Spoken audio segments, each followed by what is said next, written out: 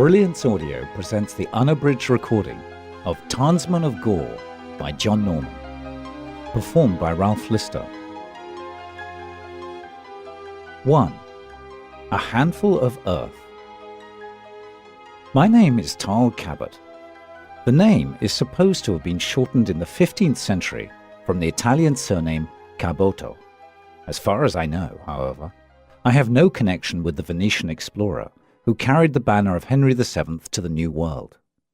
Such a connection seems unlikely for a number of reasons, among them the fact that my people were simple tradesmen of Bristol, and uniformly fair-complexioned and topped with a blaze of the most outrageous red hair.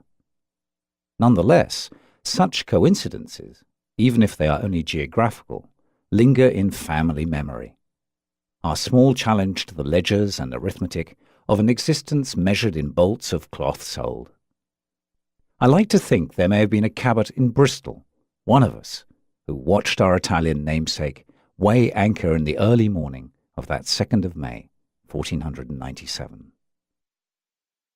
You may remark my first name, and I assure you that it gave me quite as much trouble as it might you, particularly during my early school years, when it occasioned almost as many contests of physical skill as my red hair. Let us say simply that it is not a common name, not common on this world of ours. It was given to me by my father, who disappeared when I was quite young. I thought him dead until I received his strange message, more than 20 years after he had vanished. My mother, whom he inquired after, had died when I was about 6, somewhere about the time I entered school. Biographical details are tedious, so suffice it to say that I was a bright child, fairly large for my age, and was given a creditable upbringing by an aunt who furnished everything that a child might need, with the possible exception of love. Surprisingly enough, I managed to gain entrance to the University of Oxford, but I shall not choose to embarrass my college by entering its somewhat too revered name in this narrative. I graduated decently, having failed to astound either myself or my tutors. Like a large number of young men, I found myself passably educated, able to pass a sentence or so in Greek, and familiar enough with the abstractions of philosophy and economics to know that I would not be likely to fit into that world to which they claimed to bear some obscure relation. I was not, however, reconciled to ending up on the shelves of my aunt's shop, along with the cloth and ribbon, and so I embarked upon a wild, but not too wild, adventure, all things considered. Being literate and not too dull, and having read enough history to tell the Renaissance from the Industrial Revolution, I applied to several small American colleges for an instructorship in history, English history, of course. I told them I was somewhat more advanced academically than I was, and they believed me, and my tutors, in their letters of recommendation, being good fellows, were kind enough not to disabuse them of this illusion.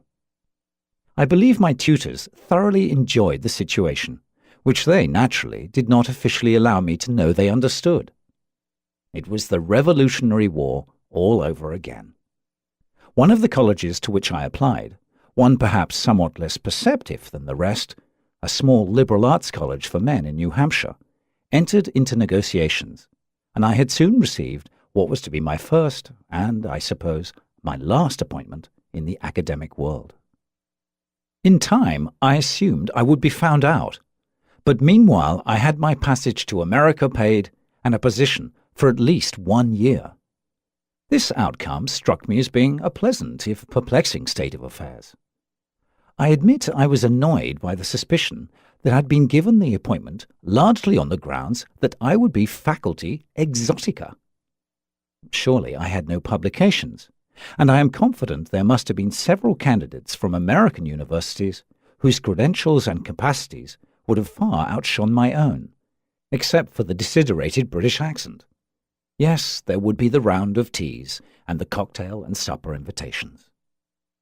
I liked America very much, though I was quite busy the first semester, smashing through numerous texts in an undignified manner, attempting to commit enough English history to memory to keep at least a reign or so ahead of my students.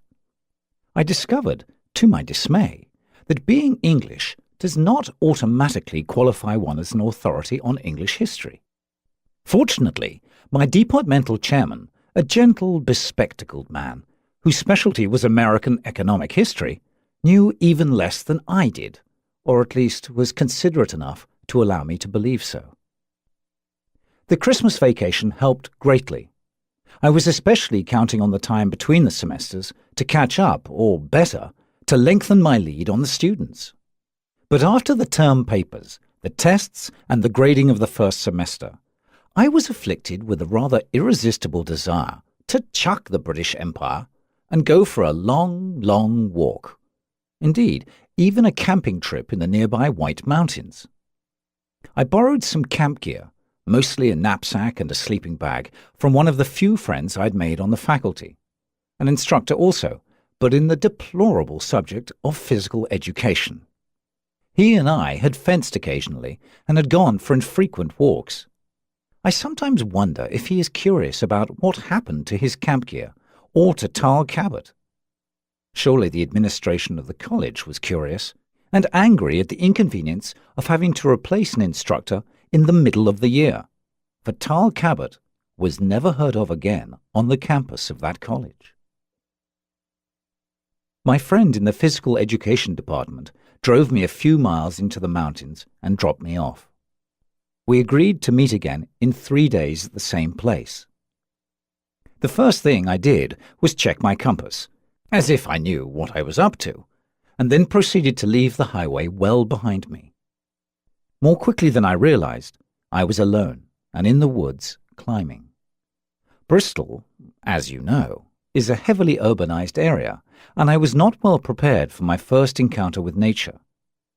Surely the college, though somewhat rural, was at least one of the outworks of, say, material civilization. I was not frightened, being confident that walking steadily in any given direction would be sure to bring me to one highway or another, or some stream or another, and that it would be impossible to become lost, or at least for long.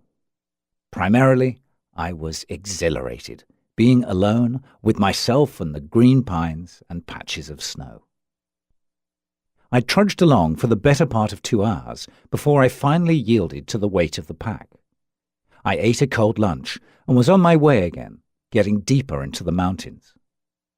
I was pleased that I had regularly taken a turn or two around the college track. That evening I dropped my pack near a rock platform and set about gathering some wood for a fire. I'd gone a bit from my makeshift camp when I stopped, startled for a moment. Something in the darkness to the left, lying on the ground, seemed to be glowing. It held a calm, hazy blue radiance. I put down the wood I had gathered and approached the object, more curious than anything else. It appeared to be a rectangular metal envelope, rather thin, not much larger than the normal envelope one customarily uses for correspondence. I touched it. It seemed to be hot. My hair rose on the back of my head. My eyes widened. I read, in a rather archaic English script inscribed on the envelope, 2 words. My name, Tal Cabot. It was a joke. Somehow my friend had followed me, must be hiding somewhere in the darkness. I called his name, laughing. There was no answer. I raced about in the woods a moment, shaking bushes, batting the snow from the low-hanging branches of pines. I then walked more slowly, more carefully, being quiet. I would find him. Some 15 minutes passed, and I was growing cold, angry. I shouted to him. I widened my search, keeping that strange metal envelope with its blue ambience the center of my movements. At last I realized he must have planted the odd object, left it for me to discover, and was probably on his way home by now, or was perhaps camping, somewhere nearby. I was confident he was not within earshot, or he would have eventually responded. It was no longer funny, not if he was near. I returned to the object and picked it up. It seemed to be cooler now, though I still had the distinct impression of warmth. It was a strange object. I brought it back to my camp and built my fire, against the darkness and cold. I was shivering in spite of my heavy clothing. I was sweating. My heart was beating. My breath was short. I was frightened. Accordingly, slowly and calmly, I set about tending the fire, opened a can of chili, and set up sticks to hold the tiny cooking pot over the fire. These domestic activities slowed my pulse and succeeded in convincing me that I could be patient and was even not too much interested in the contents of the metal envelope. When the chili was heating, and not before, I turned my attention to the puzzling object. I turned it over and over in my hands and studied it by the light of the campfire. It was about 12 inches long and 4 inches high. It weighed, I guessed, about 4 ounces. The colour of the metal was blue, and something of its ambience continued to characterize it, but the glow was fading. Also, the envelope no longer seemed warm to the touch. How long had it lain waiting for me in the woods? How long ago had it been placed there? While I considered this, the glow faded abruptly. If it had faded earlier, I never would have discovered it in the woods. It was almost as if the glow had been connected with the intent of the sender, as if the glow, no longer needed, had been allowed to fade. The message has been delivered, I said to myself, feeling a bit silly as I said it. I did not find my private joke very funny. I looked closely at the lettering. It resembled some now outdated English script, but I knew too little about such things to hazard much of a guess at the date. Something about the lettering reminded me of that on a colonial charter, a page of which had been photocopied for an illustration in one of my books. 17th century, perhaps. The lettering itself seemed to be inset in the envelope, bonded in its metallic structure. I could find no seam or flap in the envelope. I tried to crease the envelope with my thumbnail, but failed. Feeling rather foolish, I took out the can opener I had used on the chili can and attempted to force the metal point through the envelope. Light as the envelope seemed to be, it resisted the point as if I were trying to open an anvil. I leaned on the can opener with both arms, pressing down with all my weight. The point of the can opener bent into a right angle, but the envelope had not been scratched. I handled the envelope carefully, puzzled, trying to determine if it might be opened. There was a small circle on the back of the envelope, and in the circle seemed to be the print of a thumb. I wiped it on my sleeve, but it did not disappear. The other prints on the envelope, from my fingers, wiped away immediately. As well as I could, I scrutinized the print in the circle. It, too, like the lettering, seemed a part of the metal, yet its ridges and lineaments were exceedingly delicate. At last I was confident that it was a part of the envelope. I pressed it with my finger. Nothing happened. Tired of this strange business, I set the envelope aside and turned my attention to the chili, which was now bubbling over the small campfire. After I had eaten, I removed my boots and coat and crawled into the sleeping bag. I lay there beside the dying fire, looking up at the branch-lined sky and the mineral glory of the unconscious universe. I lay awake for a long time, feeling alone, yet not alone, as one sometimes does in the wilderness, feeling as if one were the only living object on the planet, and as if the closest things to one, one's fate and destiny perhaps, lay outside our small world, somewhere in the remote, alien pastures of the stars. A thought struck me with sudden swiftness, and I was afraid, but I knew what I must do. The matter of the envelope was not a hoax, not a trick. Somewhere, deep in whatever I am, I knew that, and had known it from the beginning. Almost as if dreaming, yet with vivid clarity, I inched partly out of my sleeping bag. I rolled over and threw some wood on the fire and reached for the envelope. Sitting in the sleeping bag, I waited for the fire to rise a bit. Then I carefully placed my right thumb on the impression in the envelope, pressing down firmly. It answered to my touch, as I had expected it to, as I had feared it would. Perhaps only one man could open that envelope, he whose print fitted the strange lock, he whose name was Tal Cabot.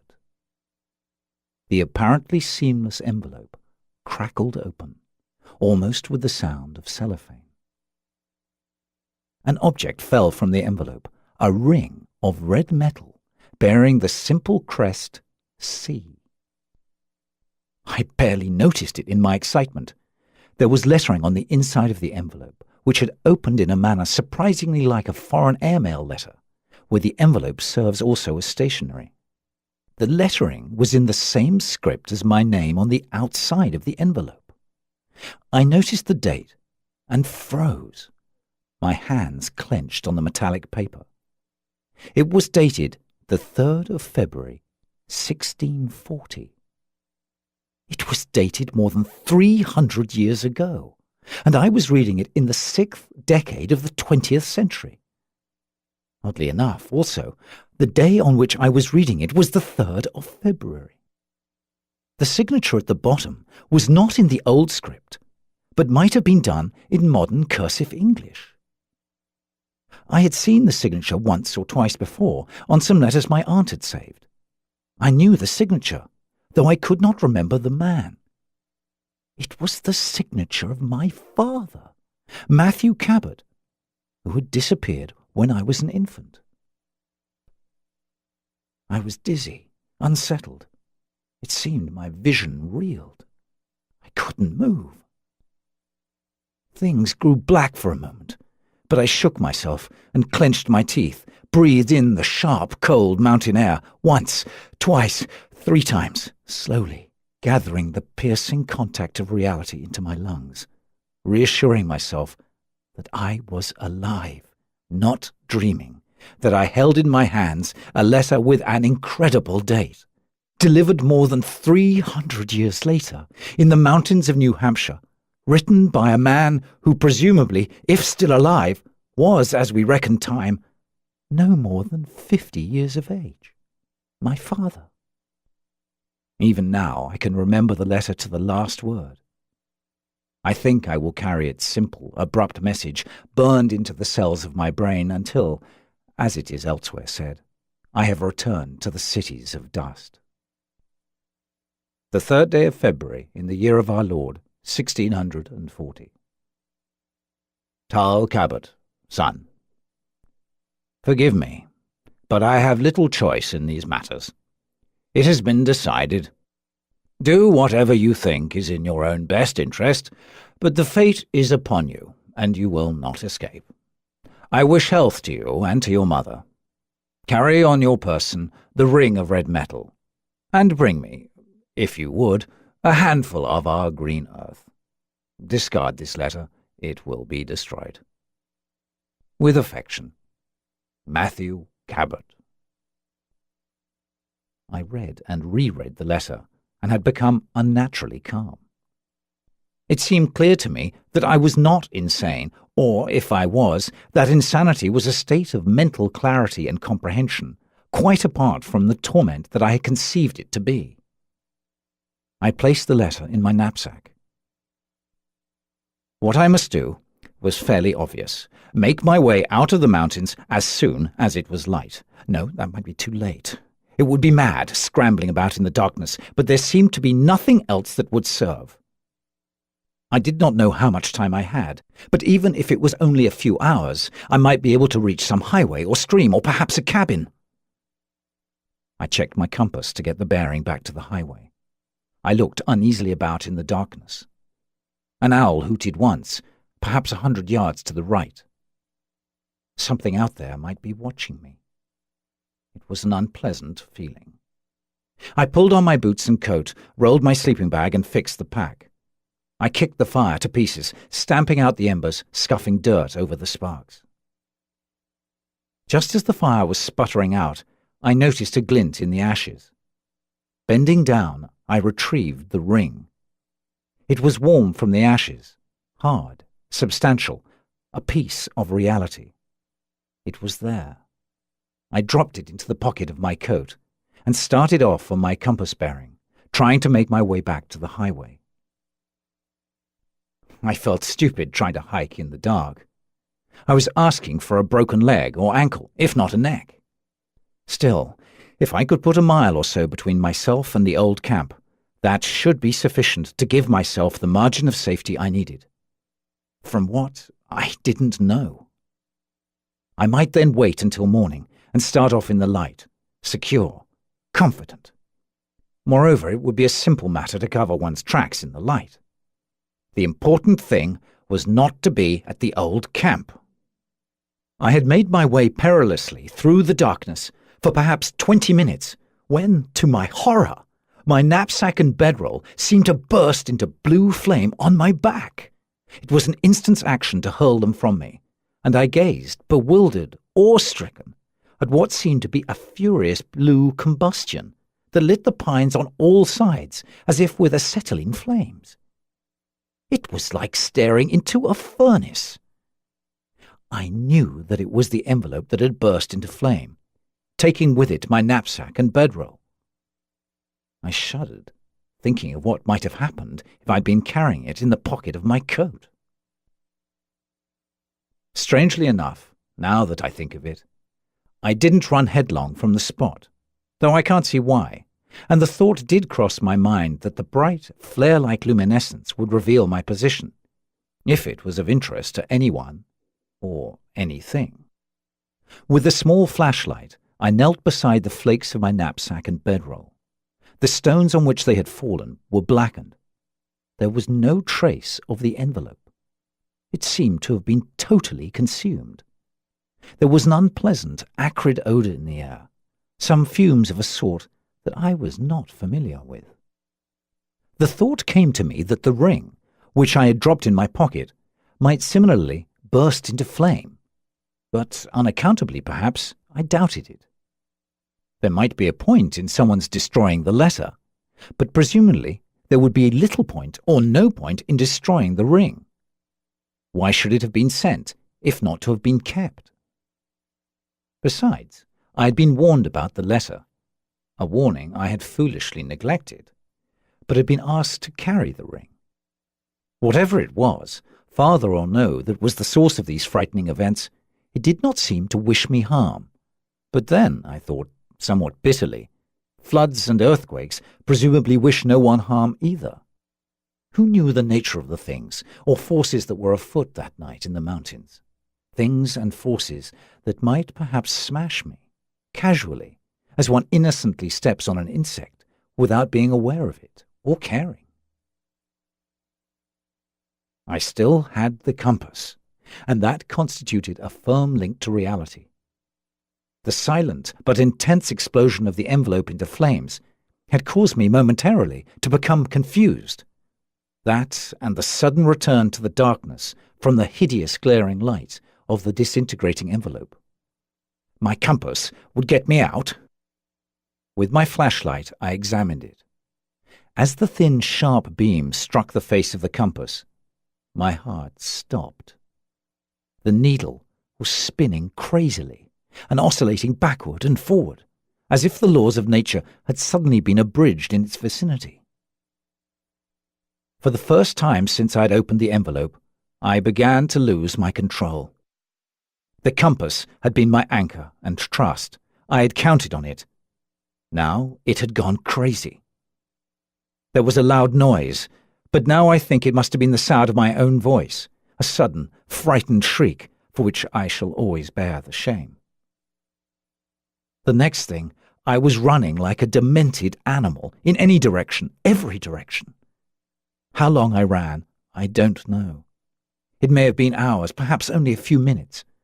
I slipped and fell dozens of times and ran into the prickly branches of the pines, the needles stabbing at my face. I may have been sobbing. I remember the taste of salt in my mouth. But mostly I remember a blind, headlong flight, a panic-stricken, unworthy, sickening flight. Once I saw two eyes in the darkness and screamed and ran from them, hearing the flap of wings behind me and the startled cry of an owl. Once I startled a small band of deer and found myself in the midst of their bounding shapes, buffeting me in the darkness. The moon came out, and the mountainside was suddenly lit with its cold beauty, white on the snow in the trees and on the side of the slope, sparkling on the rocks. I could run no further. I fell to the ground, gasping for breath, suddenly asking myself why I had ran. For the first time in my life, I had felt full, unreasoning fear, and it had gripped me like the paws of some grotesque predatory animal. I had surrendered to it for just a moment, and it had become a force that had carried me, hurling me about as if I were a swimmer captured in surging waves. A force that could not be resisted. It had departed now. I must never surrender to it again.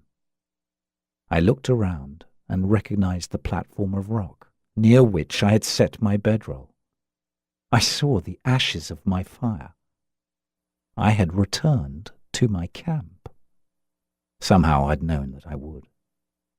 As I lay there in the moonlight, I felt the earth beneath me, against my aching muscles, and the body that was covered with the foul-smelling sheen of fear and sweat. I felt then that it was good even to feel pain. Feeling was the important thing. I was alive. I saw the ship descend. For a moment it looked like a falling star, but then it suddenly became clear and substantial, like a broad, thick disk of silver. It was silent and settled on the rock platform, scarcely disturbing the light snow that was scattered on it. There was a slight wind in the pine needles, and I rose to my feet.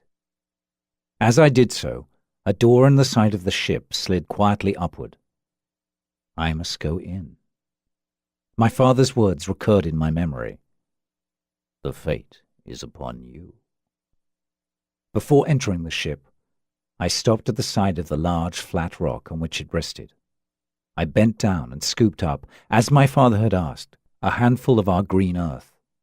I, too, felt that it was important to take something with me, something which, in a way, was my native soil, the soil of my planet, my world.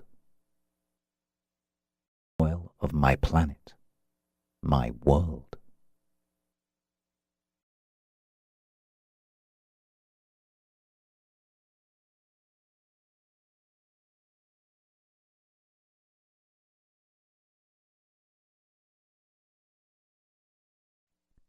Two.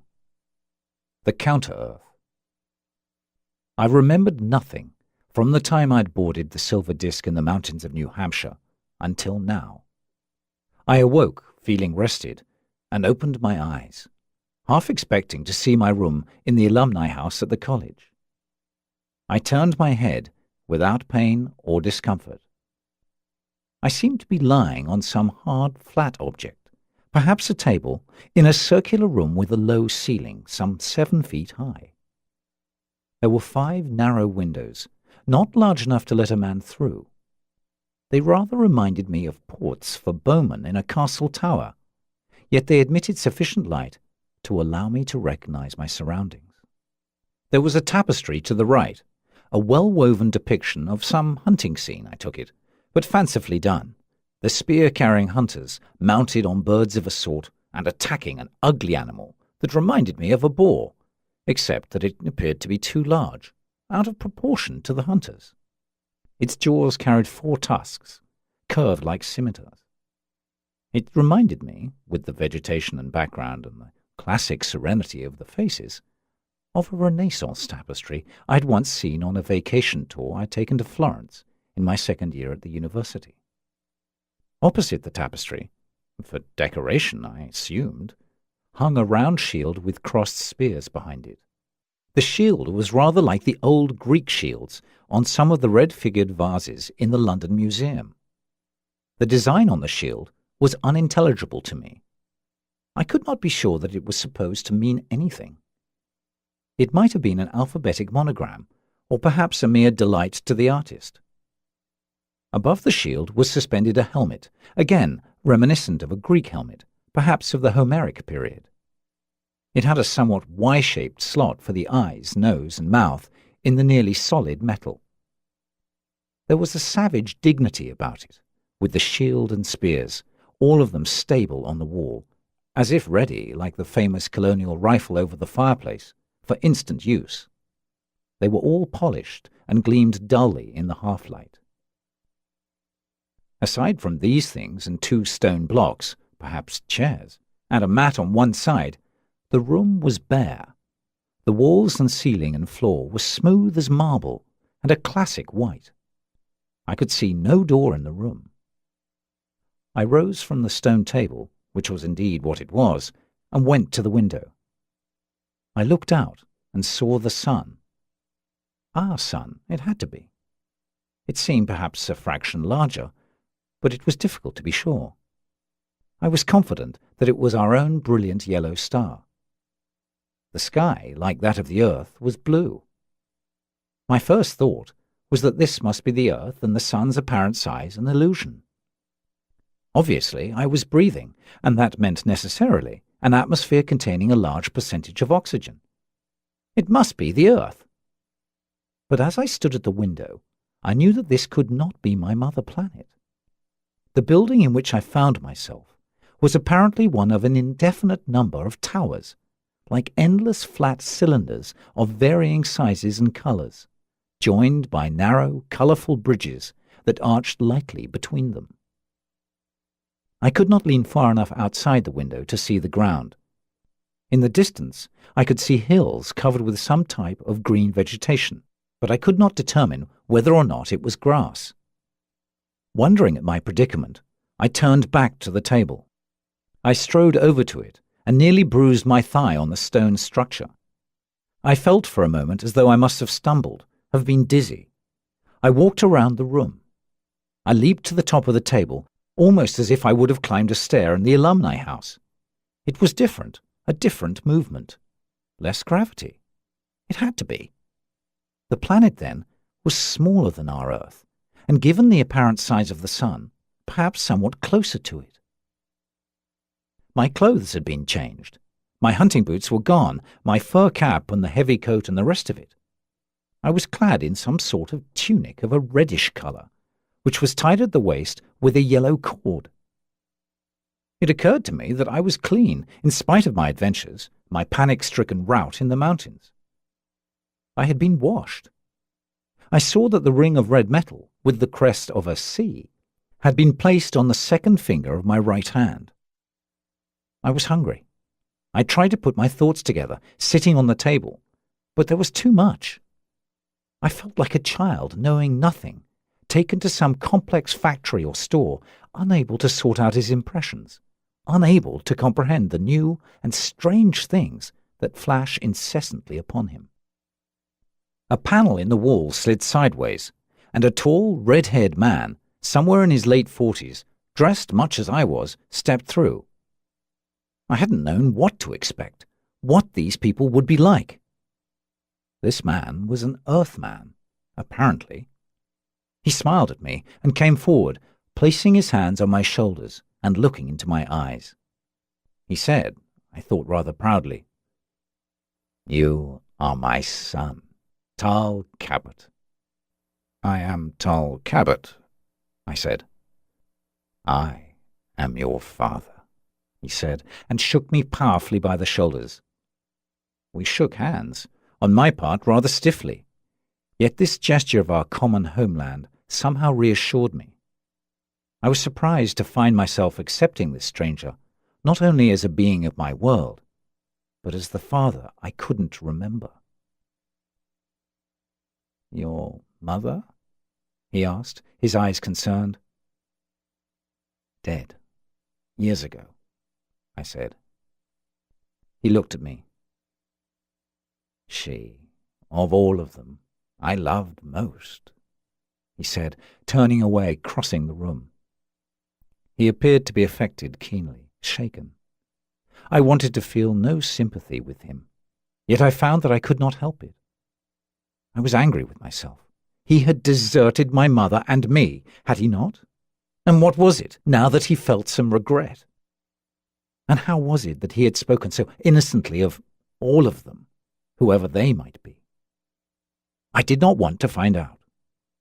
Yet somehow, in spite of these things, I found that I wanted to cross the room, to put my hand on his arm, to touch him. I felt somehow a kinship with him, with this stranger and his sorrow. My eyes were moist.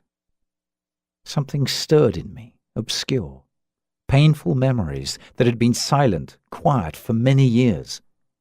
The memory of a woman I had barely known, of a gentle face, of arms that had protected a child who had awakened frightened in the night.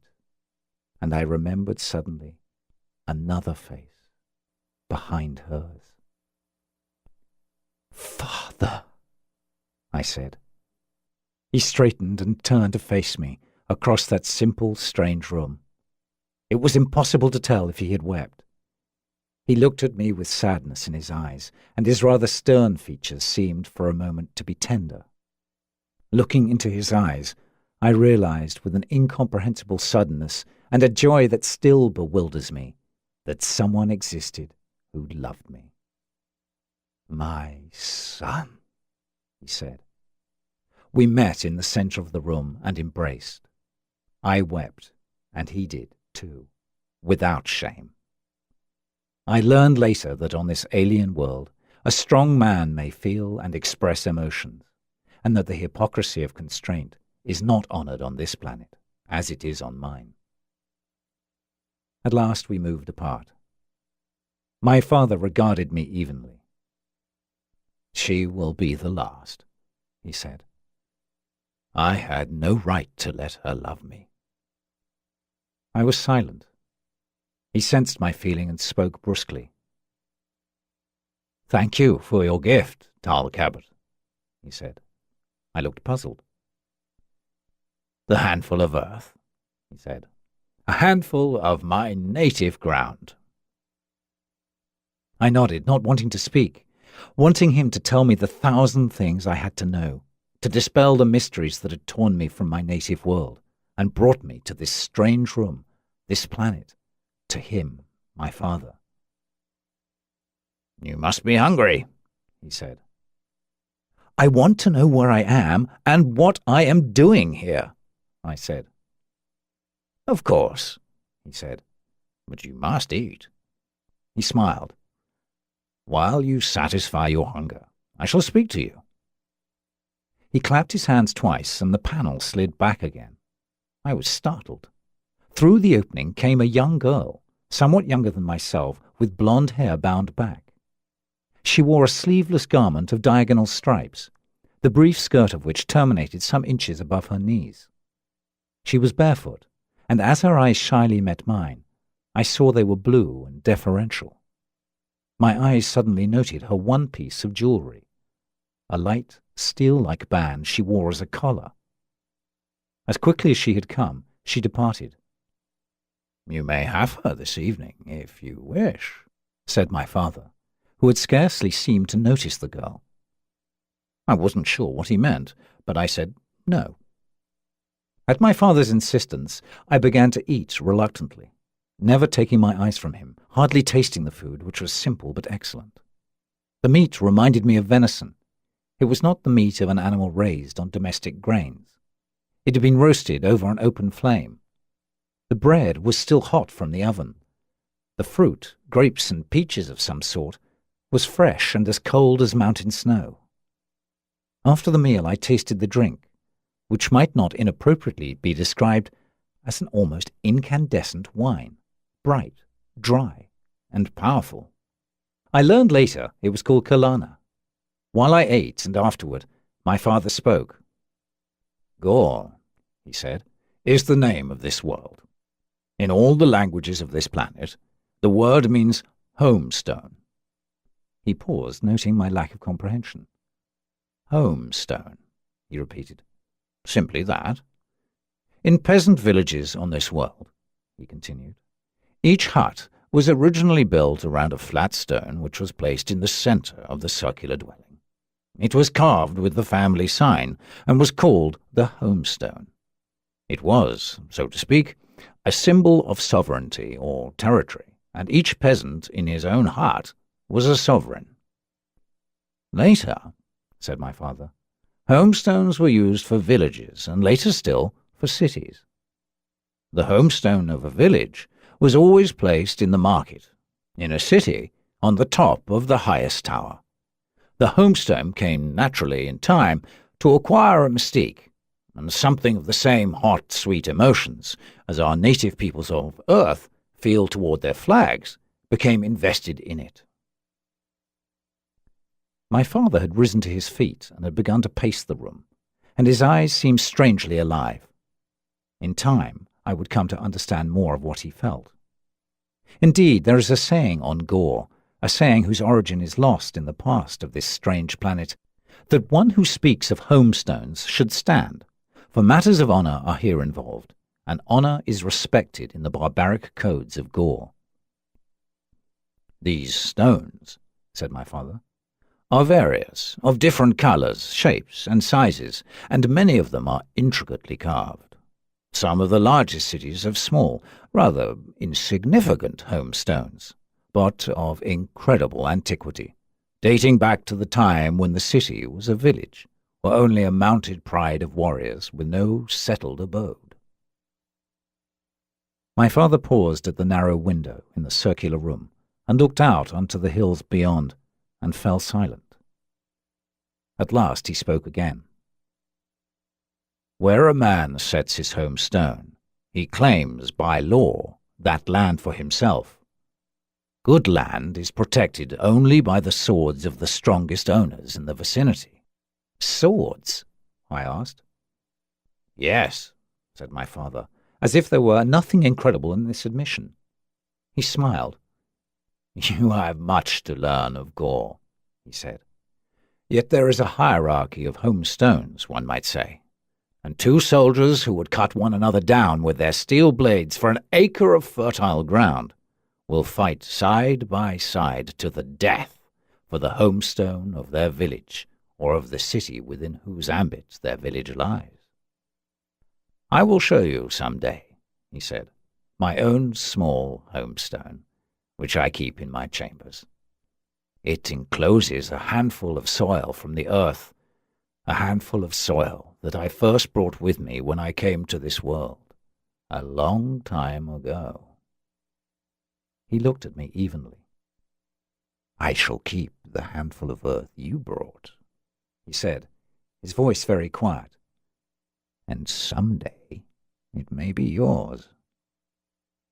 His eyes seemed moist. He added, if you should live to earn a homestone. I rose to my feet and looked at him. He had turned away as if lost in thought. It is the occasional dream of a conqueror or statesman, he said, to have but a single supreme homestone for the planet. Then, after a long moment, not looking at me, he said, It is rumoured there is such a stone, but it lies in the sacred place, and is the source of the priest-king's power. Who are the priest-kings? I asked. My father faced me, and he seemed troubled, as if he might have said more than he intended. Neither of us spoke for perhaps a minute. Yes, said my father at last, I must speak to you of priest-kings. He smiled. But let me begin in my own way, that you may better understand the nature of that whereof I speak. We both sat down again, the stone table between us, and my father calmly and methodically explained many things to me. As he spoke, my father often referred to the planet Gore as the Counter-Earth, taking the name from the writings of the Pythagoreans, who had first speculated on the existence of such a body. Oddly enough, one of the expressions in the tongue of Gaur for our sun was La Torvis, which means the central fire, another Pythagorean expression, except that it had not been, as I understand it, originally used by the Pythagoreans to refer to the sun, but to another body. The more common expression for the sun was Tortugor, which means light upon the homestone. There was a sect among the people that worshipped the sun, I later learned, but it was insignificant both in numbers and power when compared with the worship of the priest-kings, who, whatever they were accorded the honours of divinity. Theirs, it seems, was the honour of being enshrined as the most ancient gods of Gaur, and in time of danger, a prayer to the priest-kings might escape the lips of even the bravest men. "The priest-kings," said my father, "are immortal, or so most here believe." "Do you believe it?" I asked. "I don't know," said my father. "I think perhaps I do." "What sort of men are they?" I asked. "It is not known that they are men," said my father. "Then what are they?"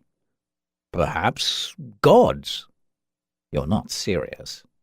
"I am," he said. "Is not a creature beyond death, of immense power and wisdom, worthy to be so spoken of?" I was quiet. "My speculation, however," said my father, "is that the priest-kings are indeed men much as we, or humanoid organisms of some type, who possess a science and a technology as far beyond our normal ken as that of our own 20th century would be to the alchemists and astrologers of the medieval universities." His supposition seemed plausible to me, for from the very beginning I had understood that in something or someone existed a force and clarity of understanding, beside which the customary habits of rationality, as I knew them, were little more than the tropisms of the unicellular animal. Even the technology of the envelope, with its patterned thumb lock, the disorientation of my compass, and the ship that had brought me, unconscious to this strange world, argued for an incredible grasp of unusual, precise, and manipulable forces. "The priest-kings," said my father, "maintain the sacred place in the Sardar Mountains, a wild vastness into which no man penetrates. The sacred place, to the minds of most men here, is taboo, perilous. Surely none have returned from those mountains." My father's eyes seemed far away, as if focused on sights he might have preferred to forget. "Idealists and rebels have been dashed to pieces on the frozen escarpments of those mountains. If one approaches the mountains, one must go on foot. Our beasts will not approach them. Parts of outlaws and fugitives who have sought refuge in them have been found on the plains below, like scraps of meat cast from an incredible distance to the beaks and teeth of wandering scavengers." My hand clenched on the metal goblet. The wine moved in the vessel. I saw my image in the wine, shattered by the tiny forces in the vessel. Then the wine was still. "Sometimes," said my father, his eyes still far away, "when men are old or have had enough of life, they assault the mountains, looking for the secret of immortality in the barren crags. If they have found their immortality, none have confirmed it, for none have returned to the tower cities." He looked at me. "Some think that such men in time become priest-kings themselves. My own speculation, which I judge as likely or unlikely to be true as the more popular superstitious stories, is that it is death to learn the secret of the priest-kings." "You do not know that," I said. "No," admitted my father, "I do not know it." My father then explained to me something of the legends of the priest-kings, and I gather that they seemed to be true to this degree at least. that the priest-kings could destroy or control whatever they wished, that they were, in effect, the divinities of this world. It was supposed that they were aware of all that transpired on their planet. But if so, I was informed that they seemed, on the whole, to take little note of it. It was rumoured, according to my father, that they cultivated holiness in their mountains, and in their contemplation could not be concerned with the realities and evils of the outside and unimportant world. They were, so to speak, absentee divinities, existent but remote, not to be bothered with the fears and turmoil of the mortals beyond their mountains. This conjecture, the seeking of holiness, however, seemed to me to fit not well with the sickening fate apparently awaiting those who attempted the mountains. I found it difficult to conceive of one of those theoretical saints rousing himself from contemplation to hurl the scraps of interlopers to the plains below. "There is at least one area, however," said my father, "in which the priest-kings do take a most active interest in this world, and that is the area of technology.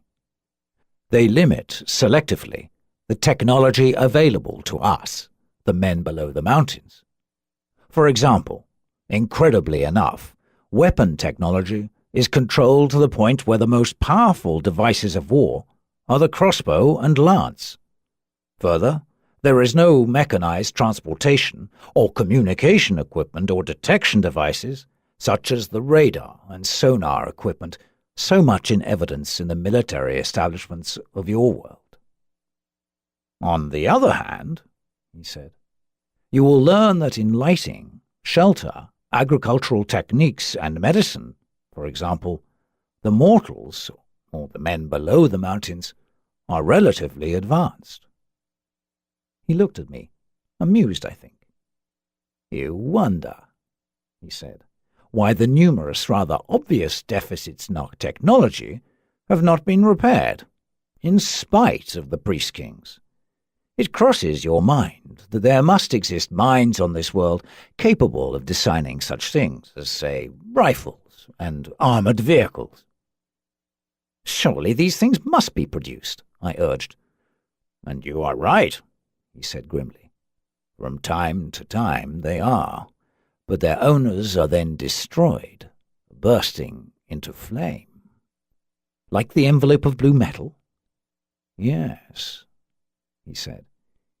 "It is flame death merely to possess a weapon of the interdicted sort. Sometimes bold individuals create or acquire such war materials, and sometimes for as long as a year escape the flame death. But sooner or later they are struck down." His eyes were hard. "I once saw it happen," he said. Clearly he did not wish to discuss the topic further. "What of the ship that brought me here?" I asked. "Surely that is a marvellous example of your technology." "Not of our technology, but of that of the priest-kings," he said. "I do not believe the ship was manned by any of the men below the mountains." "By priest-kings?" I asked. "Frankly," said my father, "I believe the ship was remotely controlled from the Sardar Mountains, as are said to be all the voyages of acquisition." "Of acquisition?" "Yes," said my father. "And long ago I made the same strange journey, as have others." "But for what end? To what purpose?" I demanded. "Each perhaps for a different end, for each perhaps a different purpose," he said. My father then spoke to me of the world on which I found myself. He said, from what he could learn from the initiates, who claimed to serve as the intermediaries of priest-kings to men, that the planet Gore had originally been a satellite of a distant sun, in one of the fantastically remote blue galaxies. It was moved by the science of the priest-kings several times in its history, seeking again and again a new star. I regarded this story as improbable, at least in part, for several reasons, primarily having to do with the sheer spatial improbabilities of such a migration, which, even at a speed approximating light, would have taken billions of years. Moreover, in moving through space, without a sun for photosynthesis and warmth, all life would surely have been destroyed. If the planet had been moved at all, and I knew enough to understand that this was empirically possible, it must have been brought into our system from a closer star. Perhaps it had once been a satellite of Alpha Centauri, but even so, the distances still seemed almost unimaginable. Theoretically, I did admit that the planet might have been moved without destroying its life, but the engineering magnitude of such a feat staggered the imagination. Perhaps life might have been suspended temporarily, or hidden beneath the planet's surface with sufficient sustenance and oxygen for the incredible journey. In effect, the planet would have functioned as a gigantic sealed spacecraft. There was another possibility I mentioned to my father. Perhaps the planet had been in our system all the time, but had been undiscovered, unlikely though that might be, given the thousands of years of study of the skies by men, from the shambling creatures of the Neander Valley to the brilliant intellects of Mount Wilson and Palomar. To my surprise, this absurd hypothesis was welcomed by my father. "That," he said with animation, "is the theory of the sun shield." He added, "That is why I like to think of the planet as the counter-Earth, not only because of its resemblance to our native world, but because, as a matter of fact, it is placed as a counterpoise to the Earth. It has the same plane of orbit and maintains its orbit in such a way as always to keep the central fire between it and its planetary sister, our Earth, even though this necessitates occasional adjustments in its speed of revolution." "But surely," I protested, "its existence could be discovered. One can't hide a planet the size of the Earth in our own solar system. It's impossible." "You underestimate the Priest-Kings and their science," said my father, smiling. "Any power that is capable of moving a planet, and I believe the Priest-Kings possess this power, is capable of effecting adjustments in the motion of the planet, such adjustments as might allow it to use the sun indefinitely as a concealing shield." "The orbits of the other planets would be affected," I pointed out. "Gravitational perturbations," said my father, "can be neutralized." His eyes shone. "It is my belief," he said, "that the Priest-Kings can control the forces of gravity, at least in localized areas, and indeed that they do so. In all probability, their control over the motion of the planet is somehow connected with this capacity. Consider certain consequences of this power. Physical evidence, such as light or radio waves, which might reveal the presence of the planet, can be prevented from doing so. The Priest-Kings might gravitationally warp the space in their vicinity, causing light or radio waves to be diffused, curved, or deflected in such a way as not to expose their world." I must have appeared unconvinced. "Exploratory satellites can be similarly dealt with," added my father. He paused. "Of course, I only propose hypotheses, for what the Priest-Kings do, and how it is done, is known only to them." I drained the last sip of the heady wine in the metal goblet. "Actually," said my father, "there is evidence of the existence of the counter-Earth." I looked at him. "Certain natural signals in the radio band of the spectrum," said my father. My astonishment must have been obvious. "Yes," he said, "but since the hypothesis of another world is regarded as so incredible, this evidence has been interpreted to accord with other theories. Sometimes even imperfections in instrumentation have been supposed rather than admit the presence of another world in our solar system." "But why would this evidence not be understood?" I asked. "Surely you know," he laughed. "One must distinguish between the data to be interpreted and the interpretation of the data, and one chooses, normally, the interpretation that preserves as much as possible of the old world view, and in the thinking of the Earth, there is no place for Gore, its true sister planet, the Counter-Earth. My father had finished speaking. He rose and gripped me by the shoulders, held me for a moment, and smiled. Then silently the door in the wall slid aside, and he strode from the room. He had not spoken to me of my role or destiny, whatever it was to be. He did not wish to discuss the reason for which I had been brought to the Counter-Earth, nor did he explain to me the comparatively minor mysteries of the envelope and its strange letter. Most keenly, perhaps, I missed that he had not spoken to me of himself, for I wanted to know him, that kindly, remote stranger whose bones were in my body, whose blood flowed in mine. My father. I now inform you that what I write of my own experience I know to be true, and that what I have accepted on authority I believe to be true. But I shall not be offended if you disbelieve, for I, too, in your place, would refuse to believe. Indeed, on the small evidence I can present in this narrative, you are obliged, in all honesty, to reject my testimony, or at the very least, to suspend judgment. In fact, there is so little probability that this tale will be believed, that the priest-kings of Sardar, the keepers of the sacred place, have apparently granted that it may be recorded. I am glad of this, because I must tell this story. I have seen things of which I must speak, even if, as it is said here, only to the towers. Why have the priest-kings been so lenient in this case? Those who control this second earth? I think the answer is simple. Enough humanity remains in them, if they are human, for we have never seen them, to be vain. Enough vanity remains in them to wish to inform you of their existence, if only in a way that you will not accept or be able to consider seriously. Perhaps there is humour in the sacred place, or irony. After all, suppose you should accept this tale, should learn of the Counter-Earth and of the voyages of acquisition. What could you do? You could do nothing. You with your rudimentary technology, of which you are so proud.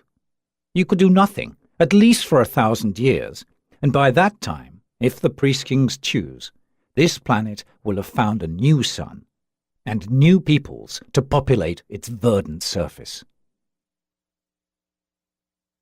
Populate its verdant surface.